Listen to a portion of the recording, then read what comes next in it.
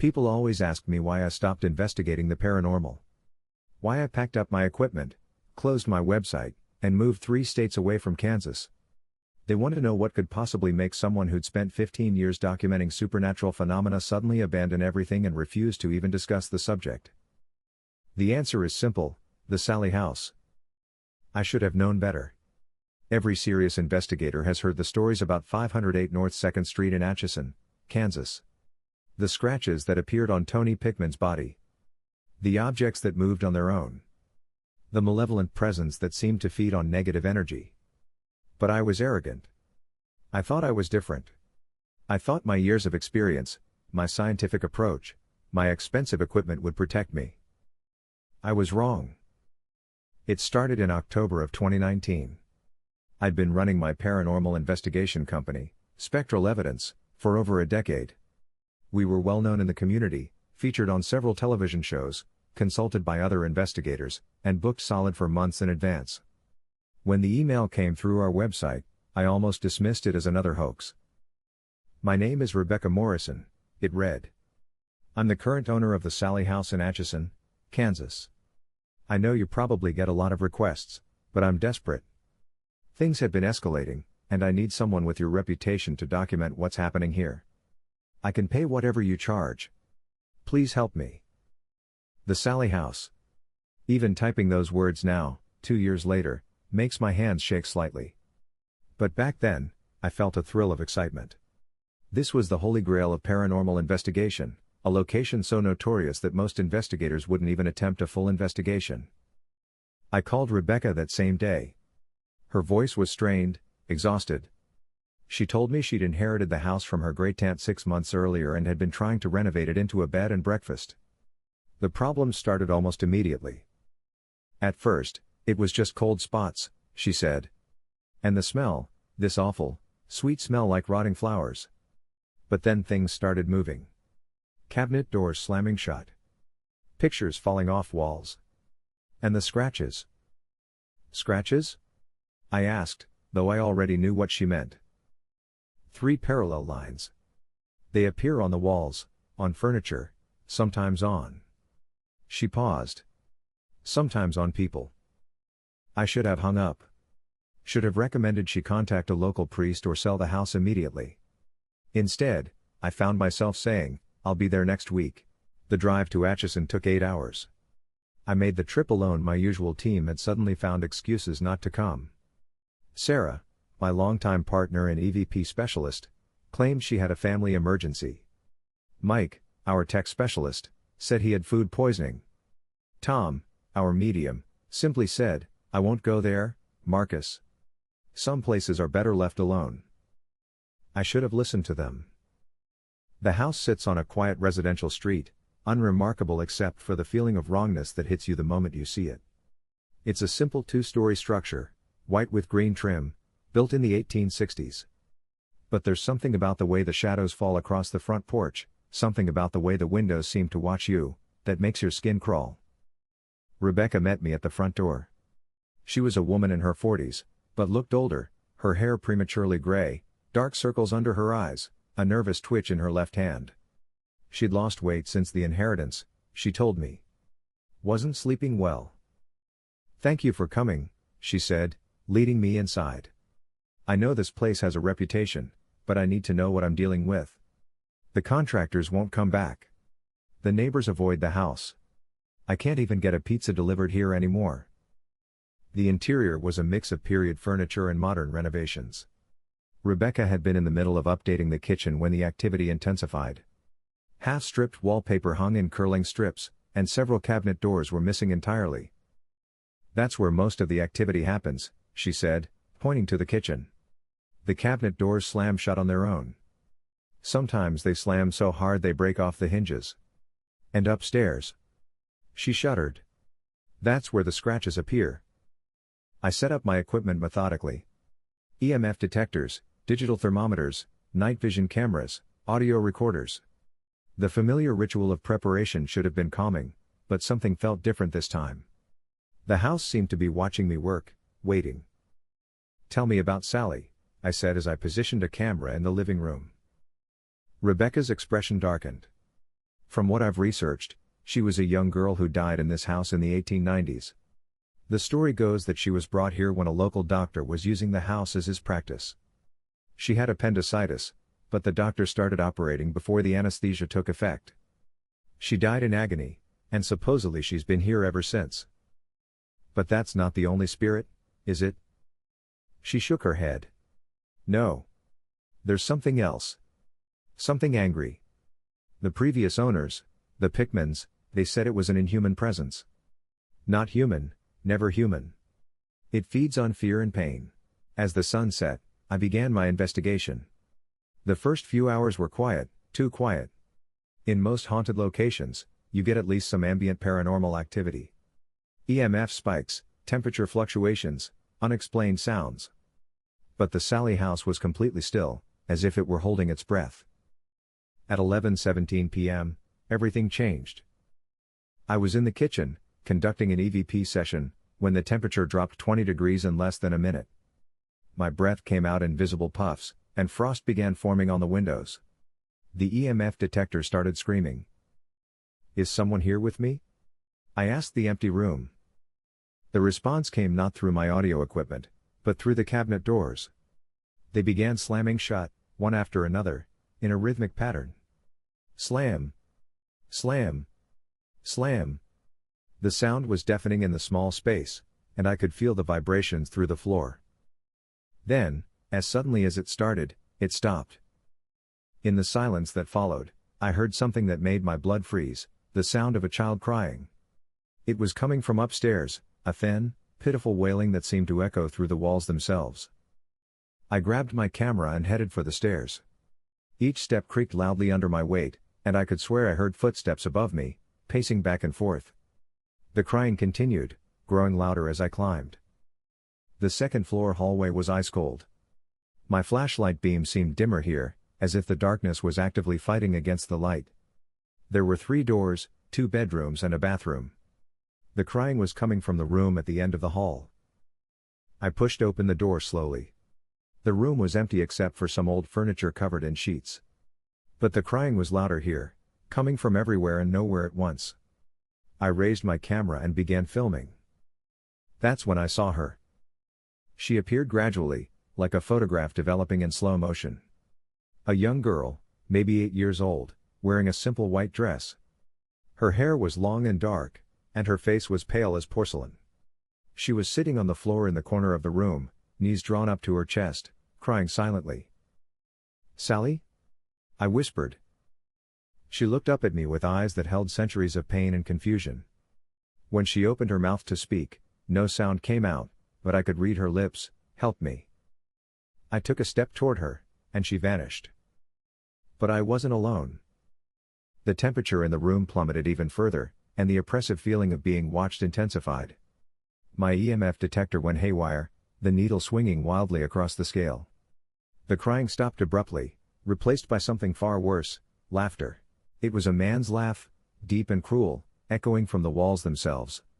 As I stood there, frozen with terror, I watched as 3 parallel scratches appeared on the wall beside me, carved into the plaster by an invisible hand.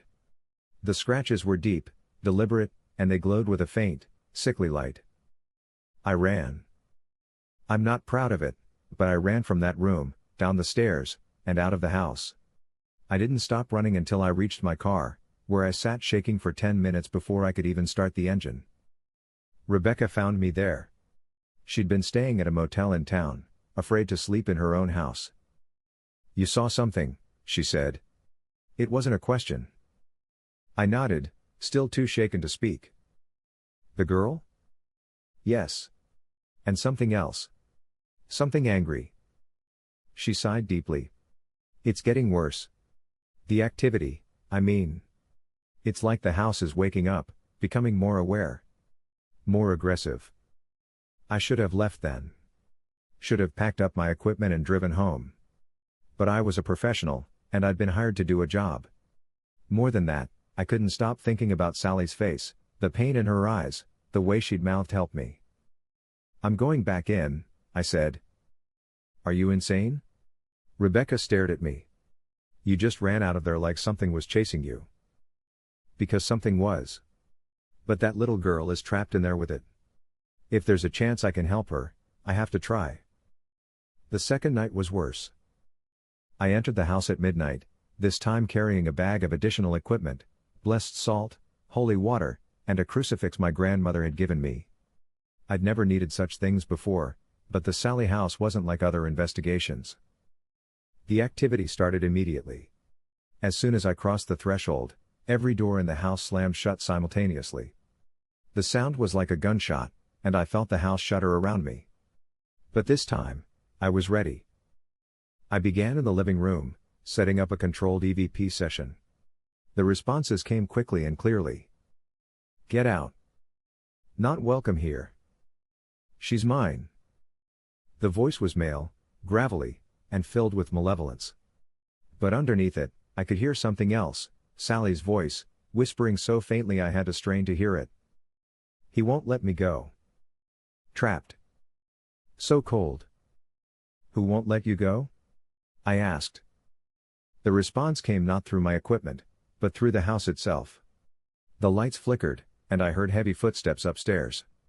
Then the scratching began, not just 3 parallel lines this time, but words carved into the walls around me. Mine. Leave. Die.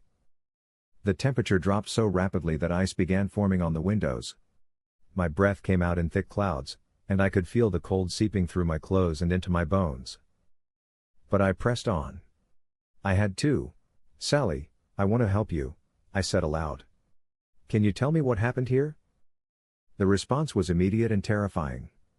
Every piece of furniture in the room began moving at once. Chairs sliding across the floor, tables spinning, picture frames flying off the walls.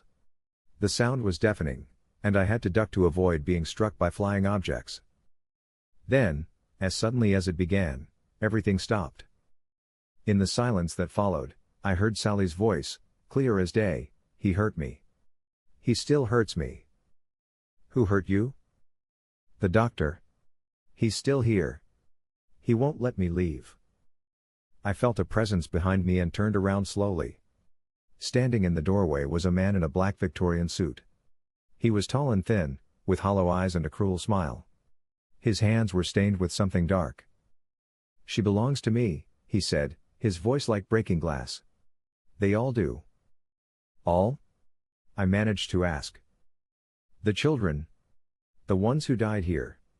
They're mine now. That's when I understood. The Sallie House wasn't just haunted by one spirit, it was a prison. The doctor, whatever he had become, was holding the souls of the children who had died under his care. Sallie was just one of many. Let them go, I said, surprising myself with the steadiness of my voice. The doctor laughed, and the sound made my teeth ache.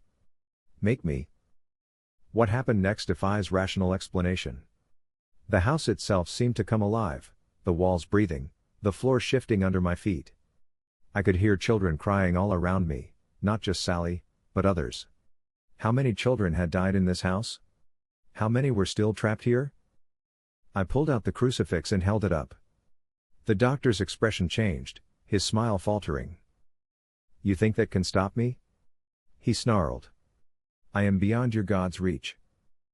But the crucifix was glowing with a soft, warm light, and I could feel strength flowing through me. I'm not trying to stop you, I said. I'm trying to free them. I began to pray, not the formal prayers of my childhood, but something deeper, more desperate. I prayed for the children, for their freedom, for their peace.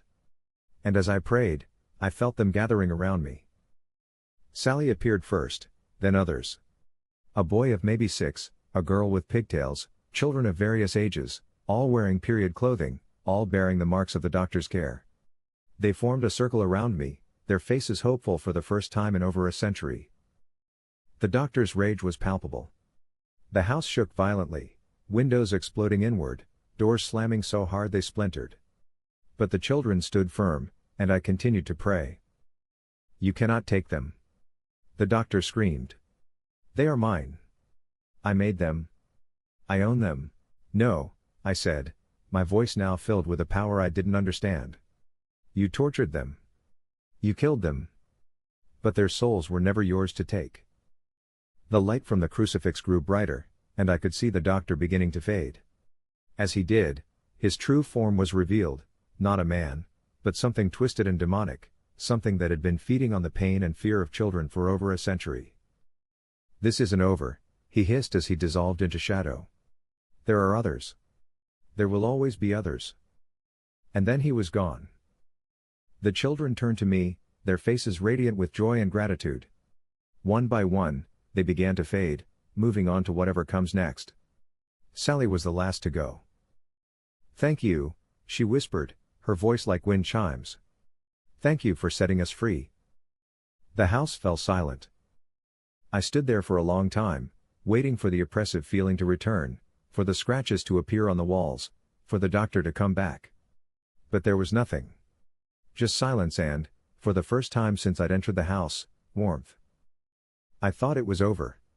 I thought I had won. I was wrong. The drive home should have been triumphant. I had done something that few paranormal investigators could claim. I had actually helped spirits find peace. The Sallie House was finally free of its torment. But as I drove through the Kansas countryside, I began to notice things. Shadow figures in my peripheral vision. Whispers on the radio static. The feeling of being watched. By the time I reached my apartment in St. Louis, I knew the truth. I hadn't banished the doctor. I had freed him. The entity that had been feeding on the children's pain wasn't bound to the house, it was bound to the act of causing suffering. And now, with the children gone, it had attached itself to me. The first night, I woke to find scratches on my bedroom wall, 3 parallel lines, carved deep into the plaster. The next morning, my neighbors complained about the sound of children crying coming from my apartment. But I lived alone. The activity escalated quickly. Objects moved on their own. Electronics failed. The temperature in my apartment dropped randomly, and I would find messages carved into surfaces. "You took them from me. I will make you pay. You are mine now." I tried everything. Holy water, blessed salt, exorcisms. Nothing worked. The entity was stronger now, no longer constrained by the physical location of the house. It could follow me anywhere, and it made sure I knew it. But the worst part wasn't the paranormal activity, it was the knowledge of what the doctor had meant when he said, "There are others." Through my research, I discovered that the entity had been active for centuries, attaching itself to doctors, healers, anyone who worked with vulnerable people. It would influence them, corrupt them, turn them into predators. And now it was trying to do the same to me. I started having dreams where I was back in the Sallie House, but this time I was the one in the black Victorian suit. I was the one with blood on my hands. I was the one making children cry. I would wake up screaming, covered in scratches that I couldn't remember making. The final straw came 3 weeks after my investigation. I was visiting my sister and her family, trying to maintain some semblance of normalcy.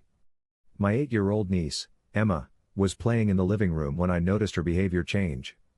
She became quiet, withdrawn, and she kept looking at me with an expression of fear. "Uncle Marcus," she whispered when no one else was around, "there's a scary man following you." I looked around the room, but saw nothing. "What does he look like?" I asked, though I already knew. "He's tall and thin, and he has mean eyes. He says he's a doctor, and he wants to hurt me." That's when I knew I had to leave. Not just my apartment, not just St. Louis, but the entire paranormal investigation field. The entity was using me as a conduit, a way to reach new victims. Every person I came into contact with was potentially at risk. I quit investigating that day. I sold all my equipment, closed my website, and moved to a small town in Oregon where nobody knew me. I got a job at a lumber mill, far from children, far from anyone who might be vulnerable to the entity's influence. But it followed me. For months, I lived in constant fear. The scratches continued to appear. The whispers never stopped. Objects moved when I wasn't looking. And always, I could feel it watching me, waiting for me to drop my guard. It was during my 6th month in Oregon that I discovered the truth about how to fight it. I was researching in the local library, looking for any information about similar entities, when I came across a book of Native American folklore. One story in particular caught my attention, a tale about a medicine man who had been corrupted by an evil spirit, and how the tribe had dealt with it. The solution wasn't exorcism or holy water. It was sacrifice. Not the sacrifice of another person, but the sacrifice of self. The entity fed on pain and fear, but it couldn't survive if its host willingly gave up their own life force to protect others. I knew what I had to do. I returned to the Sallie House one last time. Rebecca had sold it to a historical society, and it was now a museum. But the entity wasn't bound to the house anymore, it was bound to me. I entered the house at midnight, just as I had a year earlier. But this time, I wasn't there to investigate. I was there to end it. The entity was waiting for me in the same upstairs room where I had first encountered Sallie. But now I could see it clearly, not as the doctor, but as the demon it truly was. A writhing mass of shadow and malevolence, with eyes like burning coals and a mouth full of broken teeth. "You cannot escape me," it hissed. "I am part of you now. We are bound together." "I know," I said calmly. "And that's why this has to end." I pulled out a knife, not to attack the entity, but to cut myself. As my blood dripped onto the floor, I began to speak the words I had memorized from the Native American text. Words of binding, of sacrifice, of willing surrender. The entity screamed as it realized what I was doing. "You cannot. I will not let you." But it was too late. I could feel my life force draining away, and with it, the entity's power.